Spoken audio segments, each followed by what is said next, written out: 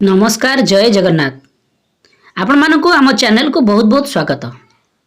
वर्तमान आमे आपण मानक पई नहीं आसीछु जहाँकि आपणकर पाठ टीका वर्तमान नूतन भाव में जो श्रेणीगृहटी खोल जाइए जहाँकि शिशु बाटिका। तो आपण माने समस्त शिक्षक माने प्रशिक्षण नहीं सारी जहाँकि से उल्लेख अच्छी जे जो शिक्षक माने आपणकर वर्तमान तो शिक्षक अभाव अच्छा किंतु तथापि जो शिक्षक माने शिशु बाटिका शिक्षादान देवे से प्रथम श्रेणी और द्वितीय श्रेणी को शिक्षादान देवे। तो ताहाकू आमे लक्ष्य करी एठारे पाठटिकाटी प्रस्तुत करिछु दैनिक पाठटिका जहाँकि शिशु बाटिका 3 प्रथम और द्वितीय श्रेणी को नहीं। तेणु आमे मुख्यतः बही केउ केउ बही को आमे फॉलो करिछु।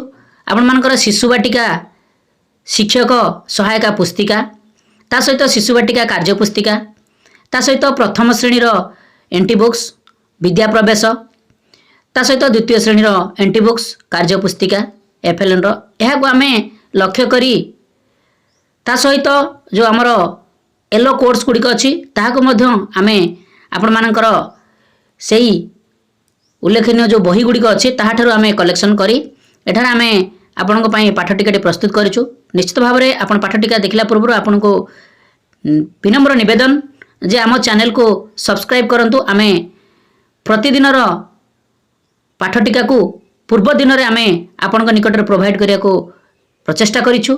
निश्चित भाव में आपण मानक सहायक हबो दैनिक पाठटिका लिखिबा पई ता सहित पाठ्यदान देबा पई। सांगसाथी मानकू बहुमात्रा रे शेयर करंतु। आमे आपणकर आशीर्वाद नित्यांत आवश्यक करुछु। देखो आम आपण नहीं आसचु 16/8/2025 जहाँकि शनिवार शिशु बाटिका 3 प्रथम और द्वितीय श्रेणी निमंते दैनिक पाठटिका। तो पाठटिका आरंभ करने पूर्व आपने कलम गुड़िक कराई नियंतु जहाँकि श्रेणी पीरियड समय विषय प्रसंग विकास दिग दक्षता येलो कोर्स जहाँकि पाठ्यक्रम लक्ष्य प्रत्याशित फलाफल शिक्षण सामग्री शिक्षण कार्य और मंतव्य। तो ये कलम गुड़िक कराई नियंतु। यापर आपंकर दिन कार्य आरंभ हम।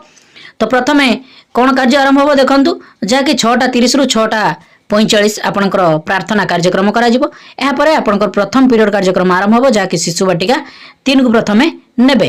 समय अवधि आरंभ हो 6:45 रु 7:30। विषय प्रसंग होची व्यायाम जहाँकि ड्रिल।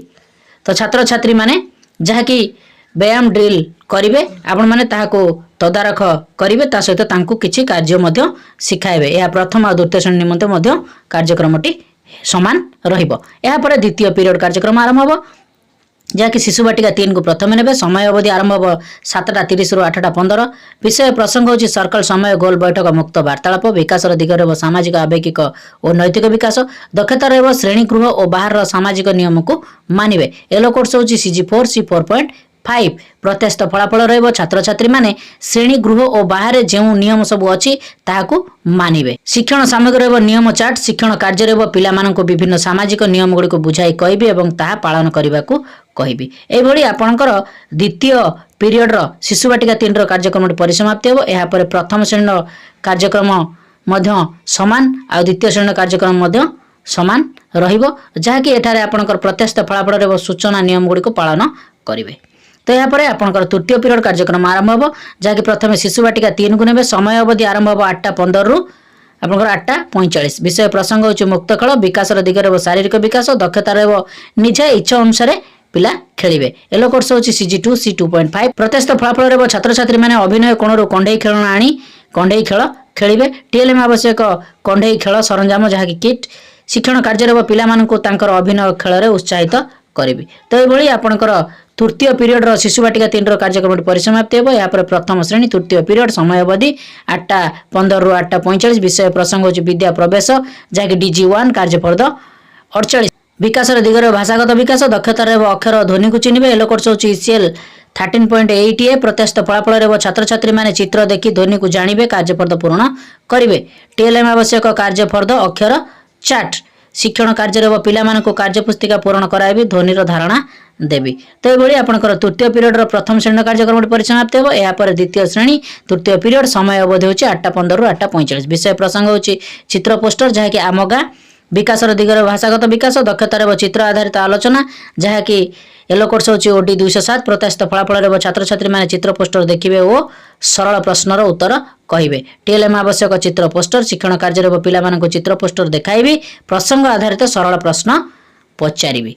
तो एभली आपणकर तृतीय पीरियड कार्यक्रमटी परिसमाप्ति हेबो। यापर चतुर्थ पीरियड कार्यक्रम आरंभ हो जहाँकि शिशु बाटिका 3 को प्रथम ने समय अवधि आरंभ हो 8:45 रु 9:45 विषय प्रसंग होची संख्या परिवेश ज्ञान विकासर दिगरे परिवेश ज्ञान दक्षतार फल फूलर धारणा पाइबे। येलो कोर्स होची CG7 C7.2 प्रत्याशित फलाफल छात्र छात्री माने फल फूलर नाम को जानिबे और कहिबे। शिक्षण सामग्री चित्र कार्ड शिक्षण कार्य पिला मानक गीत माध्यम फूल फलर नाम को बुझाइबी।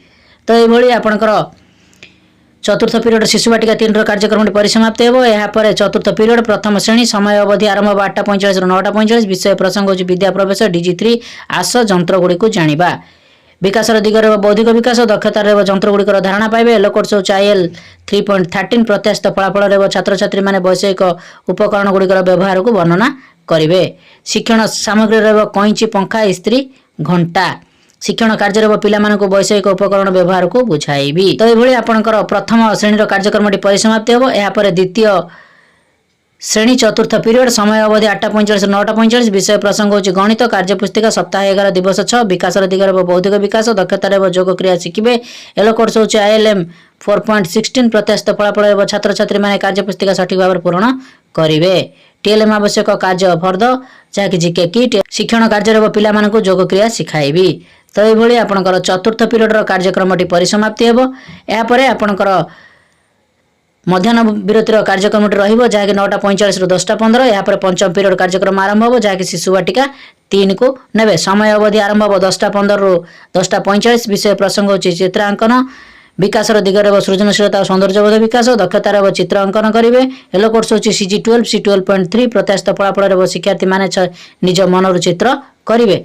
टीएलएम आवश्यक पेंसिल रबर और कलर शिक्षण कार्य पिला मानक निज मनर चित्र अंकन करने को कहबी।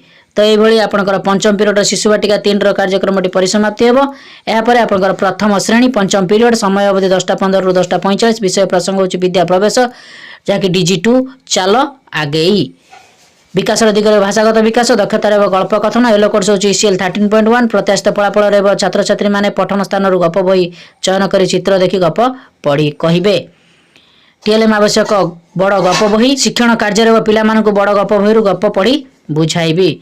तो ये आपणकर जहाँकि प्रथम श्रेणी कार्यक्रम परिसमाप्ति हेबो। यापर द्वितीय श्रेणी पंचम पीरियड समय अवधि 10:15 रु 10:45 विषय प्रसंग होची भाषा कार्य पुस्तिका सप्ताह 8 दिवस 5 जहाँकि पुनर आलोचना विकासर दिगरे भाषागत विकास दक्षतार अक्षर जोड़ी शब्द गठन और पठन करेंगे। येलो कोर्स होची CL 5.9 प्रत्याशित फलाफल छात्र छात्री माने कार्य पुस्तिका पूर्ण कराइबे। टीएलएम आवश्यक कार्य पुस्तिका शिक्षण कार्य पिला मानकर कार्य पुस्तिका पूर्ण कराइबी।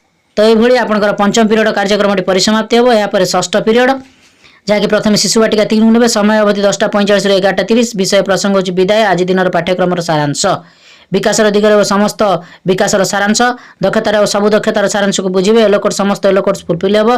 प्रत्याशित फलाफल छात्र छात्री माने आज दिन पाठ्यक्रम सारांश को बुझे और लिखे। टीएलएम होची समस्त शिक्षण सामग्री शिक्षण कार्य शिक्षक और छात्र छात्री माने आज दिन पाठ्यक्रम सारांश को आलोचना करेंगे। आसंता दिन शिक्षण कार्य विषय कहबी शिक्षण सामग्री को निर्दिष्ट स्थान रखी शेष कृतज्ञता ज्ञापन करी। तो ये आपणकर पीरियड टी समाप्ति हेबो जहाँकि शिशु बाटिका 3 प्रथम और द्वितीय श्रेणी कार्यक्रम समान रहिबो जहाँकि षष्ठ पीरियड रे। तो ये आपणकर शनिवार जहाँकि 16/8/2025 शिशु बाटिका 3 प्रथम और द्वितीय श्रेणी दैनिक पाठ टीकाटी परिसमाप्ति हो। निश्चित भाव में वीडियो आपको बहुत हेल्पफुल कर आपको बहुत रिक्वेस्ट आप चैनल को सब्सक्राइब करते वीडियो बहुत मात्रा लाइक और शेयर करूँ। आम ये हेल्पफुल वीडियो आपण प्रोवाइड करूँ जहाँकि आपण मैंने दैनिक पाठ टीका लिखापी सुविधा हेबो। नमस्कार सर्वे भवन्तु सुखिनः।